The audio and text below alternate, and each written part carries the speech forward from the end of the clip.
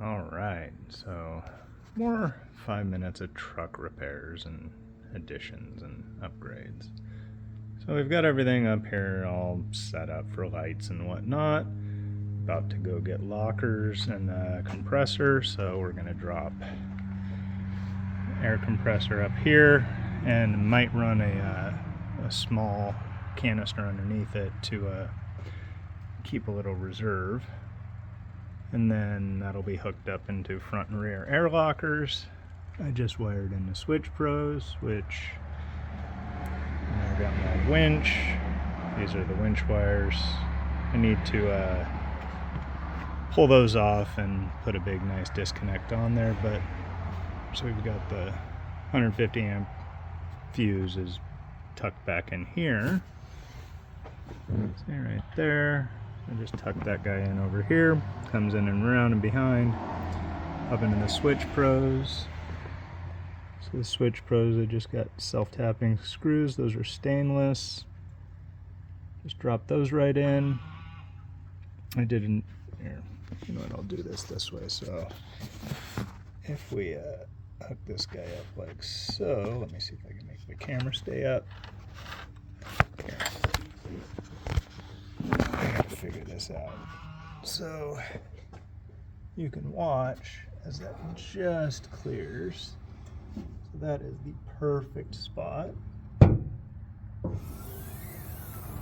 So that'll clear the gas shock right there. And then we pull the comms. So these are the comms wires. And then the SwitchPros have the blue wires for ignition sense, the white wires for backlight sense. So the backlight sense should be hooked up to like running lights or whatever, parking lights, and then the ignition wires, so anything that's got power on ignition. And so this guy here, I just kind of ran these along. I'm going to tidy this up a little bit more, but they punch through the firewall there, just a nice tiny little cut. And then we come through down here. So you can see blue wire and then the big black wire. Where's my hand? Over here. And so we tuck this in nice and tight behind everything. Zip tied to some piping there so we stay out of the way. And then tucked in underneath here, and then it goes into underneath here. This is super easy to pop up.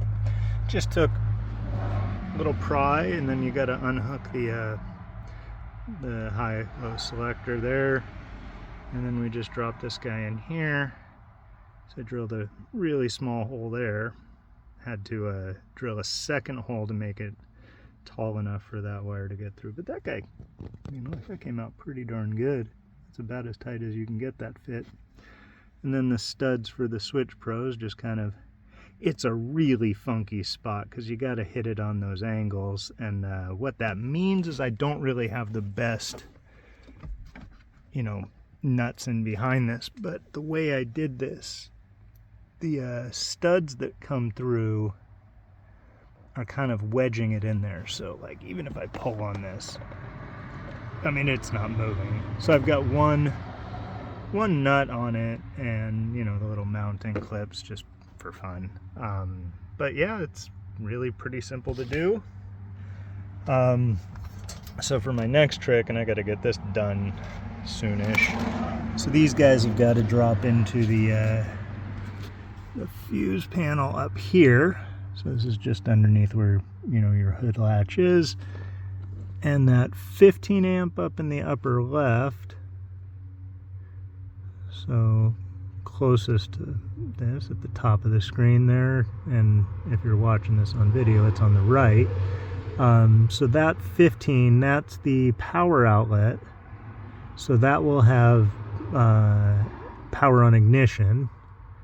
And then I just got to find another something in here. I think that 10 amp in the back over there is lights. So, you know, if we just read the cover here. So the unfortunate side about tapping this is I lose this cover, but I'll just have to take a picture of this and keep it and never lose it ever again. So you have 15 amp, that's power outlet there. And then 7.5 amp accessory. I don't necessarily, well, maybe I go with that.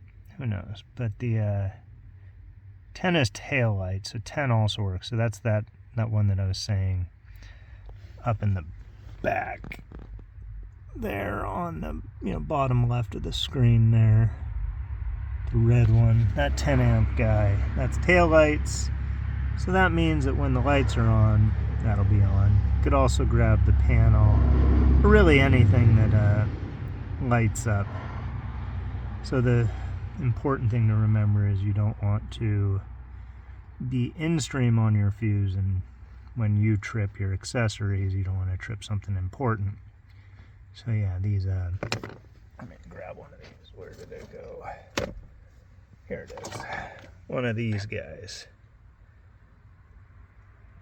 And so I think I got to get the right kind. I don't think these work for the Forerunner because those are long spade connectors. I need something shorter. But the way these guys work is the left-hand side is the common, so that runs through both. The right-hand side is the return. So without the, this bottom spot is the factory location. So without something in the factory location, you can still run power through, but if you go the other way, it wouldn't run through. But that would also be backwards. You don't want to be pulling your accessories through the factory, whatever you're replacing. So left-hand side, this will be where you pop in the factory guy, and then hilarity will ensue. So I don't think this guy will work for me, but something like this will work. And then we'll be good to go.